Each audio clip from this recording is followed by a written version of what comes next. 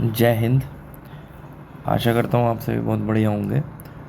तो CGL 2025 का GK वाला जो हमारे ये सीरीज चल रही थी, ये जीके की सारी शिफ्टों के क्वेश्चन, तो ये उसका पार्ट 6 है। तो चलिए शुरू करते हैं। ठीक है। क्वेश्चन कह रहा है कि भाई निम्नलिखित में से कौन सा युग्म अशोक स्तंभ स्थलों से सही सुमेलित है? लौरिया, नंदनगढ़, बिहार। ये अशोक स्तंभ के जो स्थल हैं उनसे सही सुमेलित है। लौरिया, नंदनगढ़, बिहार। अगला क्वेश्चन कह रिया न्योकुम त्योहार में कुम शब्द का क्या अर्थ है? न्योकुम त्योहार, न्योकुम त्योहार में कुम का अर्थ है सामूहिकता, कलेक्टिवनेस। ठीक है। अगला है 6 स्वरों वाला राग जाति के अंतर्गत वर्गीकृत किया जाता है। 6 स्वर वाला राग षाडव जाति, षाडव मतलब 6। ठीक है। क्रिकेट में आउट होने के बारे में निम्नलिखित में से कौन सा कथन सही है? जानबूझकर गेंद को 2 बार मारने पर आउट घोषित कर दिया जाता है। अच्छा जी। रिटायर्ड आउट के लिए केवल अंपायर की स्वीकृति की आवश्यकता होती है। क्षेत्र में बाधा डालना दुर्घटनावश घोषित, रिटायर आउट बिना किसी अनुमोदन के स्वतः हो रहा है। तो ये जानबूझकर गेंद को 2 बार मारने पर आउट घोषित कर दिया जाता है। ठीक है। हॉकी में लगातार दूसरा ओलंपिक स्वर्ण पदक हासिल करने के लिए अमेरिका पर 24-1 की जीत में भारत के लिए किसने 10 गोल किए थे? तो वो रूप सिंह साहब थे जिन्होंने 10 गोल अमेरिका पे कर दिए थे और 24-1 की जीत से जीते थे। सीमा पार स्टार्टअप सहयोग और नवाचार को बढ़ावा देने के लिए भारत की ब्रिक्स प्रेसिडेंसी के तहत 2021 में कौन सी पहल शुरू की गई थी? तो ब्रिक्स स्टार्टअप फोरम। ठीक है। यह पहल सीमा जो है सीमा के पार स्टार्टअप को बढ़ावा देने के लिए, नवाचार को बढ़ावा देने के लिए ब्रिक्स प्रेसिडेंसी के तहत 2021 में ब्रिक्स स्टार्टअप फोरम ये पहल शुरू करी गई थी। अगला है the Neeraj Chopra story the man who made history के बारे में कौन सा कथन सही है? इसमें नीरज के प्रशिक्षण, मानसिकता और चुनौतियों का विवरण दिया गया है। इसमें उनके पूर्व ओलंपिक कोच ने लिखा है। ऑप्शन 1 ही सही है। ये इसमें नीरज के प्रशिक्षण, मानसिक और चुनौतियों का विवरण दिया गया है। अगला क्वेश्चन है भाई कि प्राकृतिक तटबंध सामान्यतः निम्न में से किस वातावरण से जुड़े होते हैं? तो बड़ी नदियों के बाढ़ के मैदान से। जो प्राकृतिक तटबंध हैं, नेचुरल लेवीज, पता नहीं यार, पढ़ लियो लिखे तो रिया, मेरे से ना बोला जा रहा। ठीक है। Are most commonly associated with which of the following environment? So ये है बड़ी नदियों के बाढ़ के मैदान से। ठीक है। Flood plains of large reverse. 2023 inter continental cup final के बारे में निम्न में से कौन सा कथन सत्य है? तो फाइनल मुकाबला भुवनेश्वर में हुआ था जहां भारत ने लेबनान को हराया। यही कथन सत्य है 2023 इंटरनेशनल कप फाइनल के बारे में। ठीक है। 2025 में अभी भी एक वर्ल्ड कप हुआ है ना, वो इंडिया का, तो उसके बारे में पढ़ लेना, उस वर्ल्ड कप के बारे में उससे क्वेश्चन पूछे जा सके। 2025 में पद्मश्री पुरस्कार प्राप्त करने वाले कौन से व्यक्ति गुजरात की पारंपरिक तांगलिया बुनाई शैली के पहले मान्यता प्राप्त कलाकार हैं? लवजी भाई परमार। ठीक है। Which of the following is are characteristic features of wind eroded landforms in desert region? जो मतलब कि मरुस्थलीय क्षेत्र है, रेगिस्तानी क्षेत्र है, वहाँ वायु अपरिदित भू आकृतियों की विशेषताएं क्या है? पतले आधार और चौड़ी ऊपरी परत वाली मशरूम के आकार की चट्टानों का निर्माण, मेज की सतह जैसे सपाट शीर्ष वाली अवशिष्ट पहाड़ियों का विकास, पृथक आधार स्तंभों के रूप में खड़ी चट्टान अवशेषों का उद्भव। तो 1, 2, 3 सभी सही हैं। ठीक है। भारत ने स्पेडेक्स डॉकिंग ऑपरेशन सफलतापूर्वक कब पूरा किया? तो भारत ने स्पेडेक्स डॉकिंग ऑपरेशन सफलतापूर्वक 16 जनवरी 2025 को पूरा किया।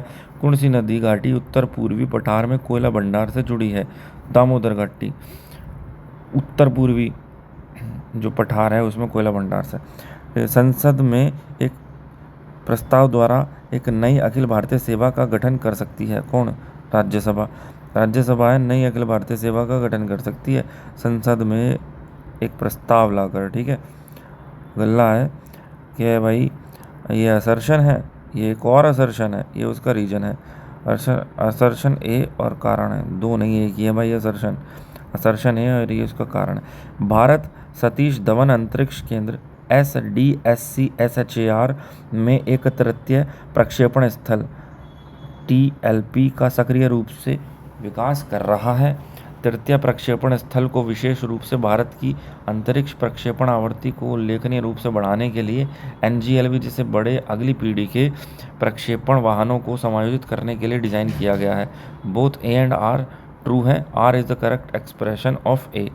ये दोनों के दोनों ही सही हैं, दोनों स्टेटमेंट, मतलब असर्शन भी ठीक है और उसका रीजन भी ठीक है, और ये रीजन इसी का है, वो भी बात सही है। ठीक है, भारत में धन विधेयक पारित करने का सही विधायी प्रक्रिया निम्न में से 4 चरणों को व्यवस्थित कीजिए। लोकसभा में धन विधेयक का प्रस्तुतिकरण, लोकसभा में पारित होना, राज्यसभा में प्रेषण, राष्ट्रपति की स्वीकृति के लिए प्रस्तुत करना। ABCD यही सीक्वेंस है जो दे रखा है ना, यही है कि पहले तो लोकसभा में धन विधेयक प्रस्तुत होगा, फिर उसके बाद में लोकसभा में पारित होगा, लोकसभा में पारित होने के बाद में राज्यसभा में प्रेषण होएगा। ठीक है, मतलब राज्यसभा में ट्रांसमिट हो जाएगा, फिर उस पर राष्ट्रपति की स्वीकृति के लिए प्रस्तुत करना हो जाएगा। ठीक, अगला है भारतीय नागरिक सुरक्षा संहिता BNSS की कौन सी धारा तलाशी और जब्ती कार्रवाई की वीडियो रिकॉर्डिंग अनिवार्य करती है? यह है सेक्शन 105। तलाशी और जब्ती कार्रवाई की वीडियो रिकॉर्डिंग अनिवार्य कौन सी धारा करती है? 105 धारा BNSS की। किस विभाग ने डाक कर्मयोगी लॉन्च किया है? तो डाक कर्मयोगी DOP ने लॉन्च किया है, डिपार्टमेंट ऑफ पोस्ट। 2025 ऊर्जा संक्रमण सूचकांक के अनुसार ऊर्जा प्रणाली लचीलापन बढ़ाने के लिए और नवीनीकरण ऊर्जा को एकत्रित करने के लिए निम्नलिखित में से कौन सी प्रमुख प्राथमिकता है? विद्युत ग्रिड और भंडारण प्रणालियों का आधुनिकीकरण और डिजिटलीकरण। यही है भैया ऊर्जा संक्रमण सूचकांक के अनुसार ऊर्जा प्रणाली लचीलापन बढ़ाने के लिए और नवीनकरणीय ऊर्जा को एकत्रित करने को, यही एक प्रमुख प्राथमिकता है। कौन सी? विद्युत ग्रिड और भंडार प्रणालियों का आधुनिकीकरण करना, मतलब कि मॉडर्नाइजेशन करना और डिजिटलाइजेशन कर देना। ठीक है, बड़े ड्रामों के साथ किया जाने वाला लोक नृत्य डोलू कुनीता किस क्षेत्र से संबंधित है? कर्नाटक से। ठीक है, 2024 में शुरू किए गए ग्रीन क्रेडिट प्रोग्राम का मुख्य लक्ष्य क्या है? 2024 में ग्रीन क्रेडिट प्रोग्राम, ठीक है, इसका मुख्य लक्ष्य है ऋण प्रोत्साहन के माध्यम से पर्यावरण पुनर्स्थापन को प्रोत्साहन करना।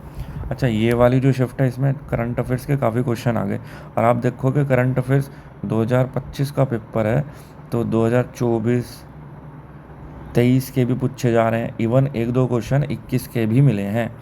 ठीक है, अगला, भारत में उर्वरक उद्योग के बारे में निम्नलिखित में से कौन सा कथन सही है? भारत पोटाश आधारित उर्वरकों में आत्मनिर्भर है। भारत जो है, इसको मिटा देता हूँ, पोटाश आधारित उर्वरक आत्मनिर्भर है। यूरिया सबसे अधिक उत्पादित नाइट्रोजन युक्त उर्वरक है। हरित क्रांति के बाद उर्वरक उत्पादन में वृद्धि हुई। गुजरात और केरल उर्वरक उत्पादन में मामूली योगदान करता है, ओनली 2 और 3। यूरिया जो है सबसे अधिक उत्पादित नाइट्रोजन युक्त उर्वरक है। हरित क्रांति के बाद उर्वरक उत्पादन में वृद्धि हुई। ठीक है, यही है। बाकी यूरिया जो है ना, ये लैब में बनाया जाने वाला सबसे पहला जो है वो है उर्वरक, कह लो एक तरह से। भारत में कार्बन बाजारों के संबंध में निम्नलिखित कथनों पर विचार कीजिए। कार्बन बाजार की बात कर रहा है, याद रखना। वन रोपण और नवीनीकरण ऊर्जा परियोजनाओं द्वारा कार्बन क्रेडिट उत्पन्न किया जा सकता है। भारत ने एक घरेलू स्वैच्छिक कार्बन बाजार शुरू किया, ओनली 1 और 2 आर करेक्ट। वन रोपण और नवीनीकरण ऊर्जा परियोजना द्वारा कार्बन क्रेडिट उत्पन्न किया जा सकता है और घरेलू स्वैच्छिक कार्बन बाजार शुरू किया भारत ने, ये दोनों ही सही हैं। कार्बन बाजारों की निगरानी आयकर अधिनियम क्यों करेगा भाई कार्बन बाजारों की निगरानी? ये गलत है। ठीक है, झारखंड की आदिवासी परंपरा में जावा त्योहार के दौरान लड़कियों द्वारा हरे खरबूजे चढ़ाना किस बात का प्रतीक है? तो पुत्र और प्रजनन क्षमता का प्रतीक है हरे खरबूजे चढ़ाना। कौन सी है? झारखंड की है ये आदिवासी परंपरा जावा त्योहार। तो क्वेश्चन ये भी बन सके कि भाई जावा त्योहार कहाँ की परंपरा है? झारखंड की है।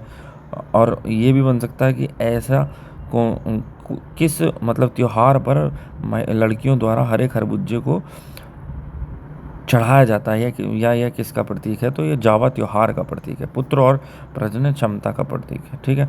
अगला क्या है भाई? अंतर्राज्य परिषद अनुच्छेद 263 के अंतर्गत एक संवैधानिक निकाय है, मतलब कि inter state council is a constitutional body under article 263।